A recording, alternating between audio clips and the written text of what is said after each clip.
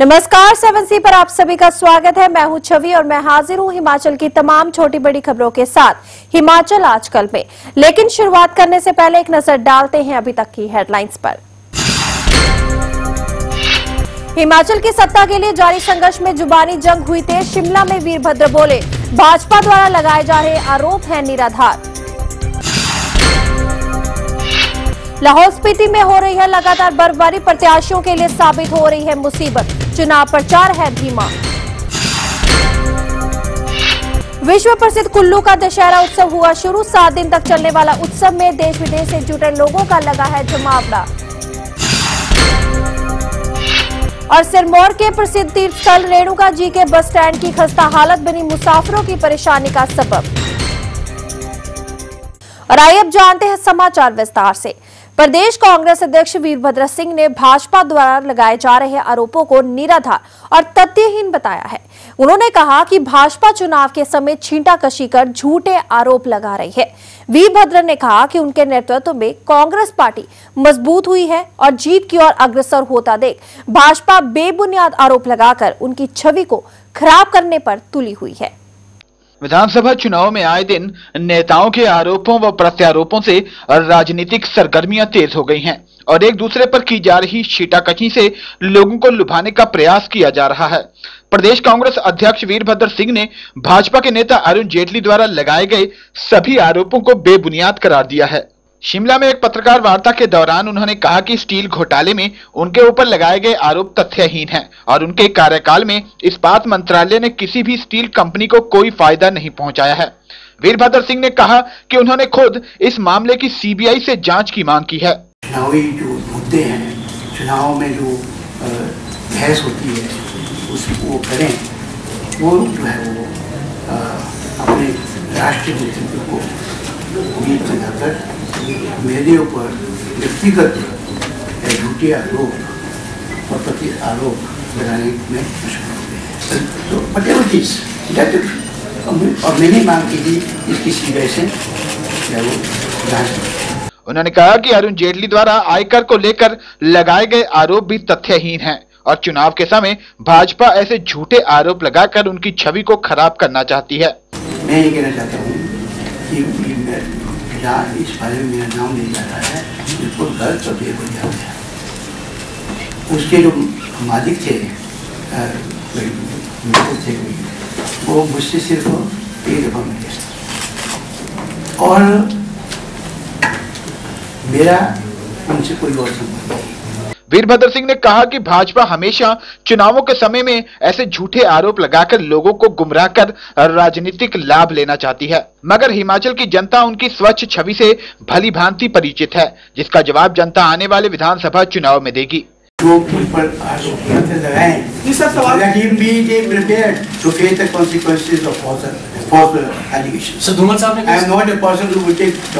My biggest asset is my honor, my dignity. 70 years of undiluted service to the people of Himachal Pradesh. Himachal का एक बच्चा जानता है तो मैं क्या हूँ। एक बच्चा जानता है मेरी ईमानदारी के बारे में, ईमानदारी के बारे में, and my work services are valued to the state. आरोपों और प्रत्यारोपों का दौर फिलहाल कुछ दिन और जारी रहेगा, मगर देखना है कि जनता पर इन आरोपों का कितना असर होता है और वो किसे अपना समर्थन देकर सत्ता में बैठाती हैं। शिमला से अनीश की रिपोर्ट, 7C हिमाचल आजकल। कांग्रेस और भाजपा के स्टार प्रचारकों के बाद अब बसपा सुप्रीमो मायावती भी हिमाचल प्रदेश में दस्तक दे रही हैं। अपनी चुनावी रैलियों का आगाज वे प्रदेश के बिलासपुर जिले से 26 तारीख को करने जा रही हैं। हिमाचल प्रदेश में होने जा रहे विधानसभा चुनावों को लेकर बसपा सुप्रीमो मायावती भी 3 दिन तक हिमाचल में ही डटेंगी। प्रदेश में विधानसभा चुनाव को लेकर स्टार प्रचारकों ने हिमाचल का रुख कर लिया है। कांग्रेस व भाजपा के बाद अब बसपा सुप्रीमो मायावती बिलासपुर जिले से चुनाव प्रचार का आगाज करेंगी। 26 अक्टूबर को मायावती बिलासपुर में एक जनसभा को संबोधित करेंगी। बिलासपुर में एक प्रेस कॉन्फ्रेंस के दौरान पंजाब बसपा के महामंत्री और बिलासपुर जोन के प्रभारी हरभजन सिंह ने बताया कि सुश्री मायावती हिमाचल में अपनी 6 रैलियों को संबोधित करेंगी। उन्होंने कहा कि आजादी के बाद भी हिमाचल प्रदेश में हालात नहीं बदले हैं और हिमाचल प्रदेश में सामाजिक परिवर्तन लाने के लिए मायावती प्रदेश की जनता को अपना संदेश देंगी। 26 तरीक ਨੂੰ बिलासपुर लोहणू ग्राउंड च बिलासपुर जोन के जन सभा नूं संबोधन करने वास्ते आ रहे हैं, जो हिमाचल दे विच इलैक्शन के मुद्दों नूं लैके लोकां नूं जिहड़ा अपने विचार दस्सणगे। नाल ही सारे हिमाचल के 6 प्रोग्राम जिहड़े हिमाचल च रखे हैं 26 तरीक 27 ते 28 लोकां दे विच बहुत उत्साह है। सानू पंचायतां च जाण दा मौका मिलदा, लोकां च जाण दा मौका मिल रहा। बहुजन समाज पार्टी एक तीजा बदल बन के जिहड़ा हिमाचल च उभर रही है, लोग जिहड़ा बदलाव करना चाहुंदे हैं।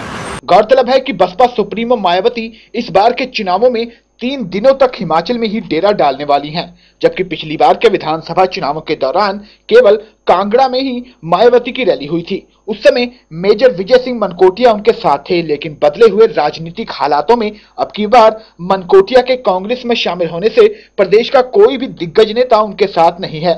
ऐसे में उनकी चुनावी रैलियां कितना दमखम दिखा पाती हैं, ये देखने वाली बात होगी। बिलासपुर से परविंदर शर्मा, 7C हिमाचल आजकल। हिमाचल प्रदेश का जनजातीय जिला लाहौल स्पीति शीत मरुस्थल के नाम से विख्यात है। साल में 6 महीने तक बर्फबारी के कारण ये जिला शेष विश्व से कट जाता है। प्रदेश में विधानसभा चुनाव 4 नवंबर को होने हैं और लाहौल स्पीति में हो रही बर्फबारी सभी पार्टी प्रत्याशियों के लिए परेशानी का सबब बनी हुई है। जिले में तापमान 0 से नीचे रहने से जहां अधिकतर लोग घाटी से बाहर चले जाते हैं, और वहीं इन दिनों चल रहा चुनाव प्रचार भी धीमी गति से चल रहा है। बर्फ की सफेद चादर से लिपटा ये क्षेत्र लाहौल स्पीति जिला है। पिछले 2 दिन में लाहौल स्पीति में बर्फबारी होने से पारा 0 से नीचे चला गया है और चुनावी मौसम में प्रचार भी धीमा हो गया है। 16,000 फीट की ऊंचाई पर स्थित लाहौल स्पीति को जोड़ने वाले कुंजम दर्रे पर बर्फबारी होने से दोनों उपमंडलों में आना जाना मुश्किल हो रहा है। क्षेत्रफल के लिहाज से ये सबसे बड़ा जिला है और विधानसभा चुनाव के लिए अब कुछ ही समय बचा है। ऐसे में हुई ये बर्फबारी यहाँ से चुनाव लड़ रहे प्रत्याशियों के लिए किसी मुसीबत से कम नहीं है। इसका सीधा असर चुनाव प्रचार पर पड़ रहा है। सभी पॉलिटिकल पार्टीज जो लोग यहाँ पर इलेक्शन लड़ रहे हैं उनको बहुत मशक्कत करनी पड़ रही है। इतनी ठंड, कड़ाके की ठंड में एक दूसरे पोलिंग स्टेशन पे जाना, गांव-गांव जाना, बहुत ऐसे ठंड में इनको बहुत दिक्कतों का सामना करना पड़ रहा है। बात करें अगर वर्ष 2007 के विधानसभा चुनाव की, तो इस चुनाव में लाहौल स्पीति में 74% मतदान हुआ था। वहीं इस बार खराब मौसम व ठंड के चलते मतदान प्रतिशत कम होने की आशंका है, क्योंकि घाटी के अधिकतर लोग कुल्लू की तरफ पलायन कर चुके हैं। जैसा कि हिमाचल प्रदेश का जो सबसे बड़ा डिस्ट्रिक्ट है लाहौल स्पीति, ऐसे में जो 2 डिस्ट्रिक्ट है, जो 2 उपमंडल है, स्पीति उपमंडल हो चाहे लाहौल उपमंडल हो, बीच में जो होता कुंजुम पास जो दर्रा पड़ती है वो 16,000 फीट के हाइट पर है। ऐसे में पॉलिटिकल पार्टीज को, कैंडिडेट्स को, कार्यकर्ताओं को एक दूसरे विद इन डिस्ट्रिक्ट घूमना बहुत मुश्किल पड़ रहा है। 2007 का जो चुनाव था, विधानसभा चुनाव था, उसमें 74% रहा था, लेकिन हमें लगता है कि इस बार थोड़ा सा ये घट जाएगा, क्योंकि काफ़ी जो बुजुर्ग लोग यहाँ से पलायन कर जाते हैं कुल्लू मनाली की ओर, तो ऐसे ठंड में काफ़ी लोग पलायन कर चुके हैं। तो ऐसे में मुझे नहीं लगता है कि वो बुजुर्ग लोग, जो लोग एक बार पलायन कर चुके हैं, वो वापस वोट डालने के लिए वापस आए। लाहौल स्पीति जिले में पिछले 1 सप्ताह से बिगड़े मौसम के तेवरों से ठंड बढ़ गई है और कई जगह पानी जमना शुरू हो गया है। जिले के प्रवेश द्वार रोहतांग दर्रे पर भी हिमपात हुआ है और सर्दियों में यहाँ आवाजाही बंद हो जाती है और लोगों की आवाजाही का एकमात्र साधन हेलीकॉप्टर ही रह जाता है। ऐसे में विधानसभा चुनाव के लिए उम्मीदवारों की चिंता लाजमी है। लाहौल से कुंदन लाल, 7C हिमाचल आजकल।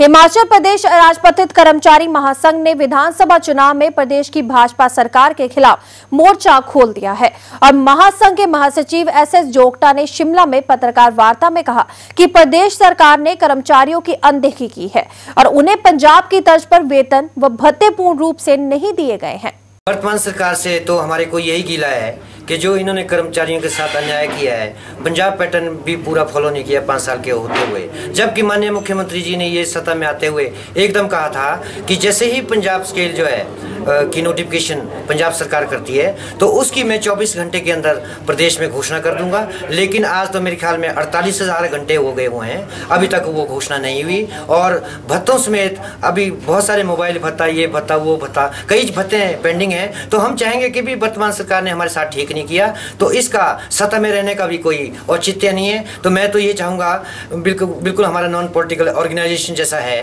हम तो वो चाहेंगे जो हमारा, हम उसके, जो कर्मचारी हितैषी सरकार या पार्टी होगी हम उसका साथ देंगे।